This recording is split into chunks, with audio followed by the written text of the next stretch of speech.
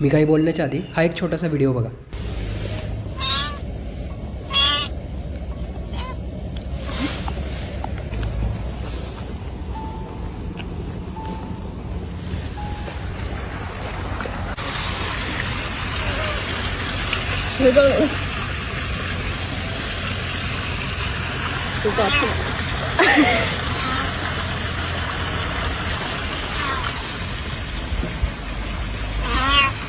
소리가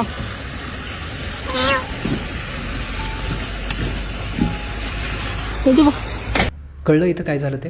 imagine करा डीमार्टला गेलात, बाकीच्या सगळ्या सामानासोबत घरी रोज वापरण्यासाठी एक टी शर्ट घ्यायचा आहे. त्या स्पॉटला तिथं सेक्शनमध्ये सगळ्या टी शर्टची प्राईस सेम आहे, पण प्रकार 100 एक आहेत. वेगळे कलर्स, वेगळं फॅब्रिक, त्याच्यावरची डिझाईन, त्याच्यावरचं text. And now you are confused.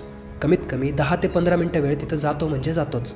आणि शेवटी होतं काय माहिती आहे, एकतर आपण टी शर्ट घेतच नाही, किंवा जो घेतला आहे घरी आल्यानंतर रिग्रेट करतो. That's the paradox of choice. More choices we have, less satisfied we will feel. खोटं वाटतं नाही ऐकायला? खरं तर जेवढे जास्त चॉईसेस आहेत तेवढे जास्त फ्रीडम पाहिजे, तेवढे जास्त हॅपीनेस पाहिजे. पण नाही होत तसं. एखादी गोष्ट सिलेक्ट करताना वाढलेला प्रत्येक ऑप्शन आपल्या ब्रेनला एक काम वाढवून देत आहे. कम्पेअर करणं, पहिलं लक्षात ठेवणं, आउटकम्स इमॅजिन करणं, आणि आपला ब्रेन एवढा ओव्हरवेल्म होतं आहे, एवढा ओव्हरलोड होतं आहे की sometimes we end up not taking decision.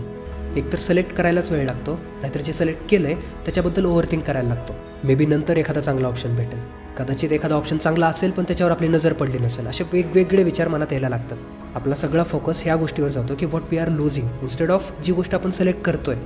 आणि हे फक्त टी शर्ट्सबद्दल नाही आहे, career options, dating options, life decisions या सगळ्यामध्ये लागू होत आहे. And as I said, more choices we have, less satisfied we feel. त्यामुळे कधी कधी वाटतं की maybe secret of happiness isn't about having everything, it's about learning to live with enough.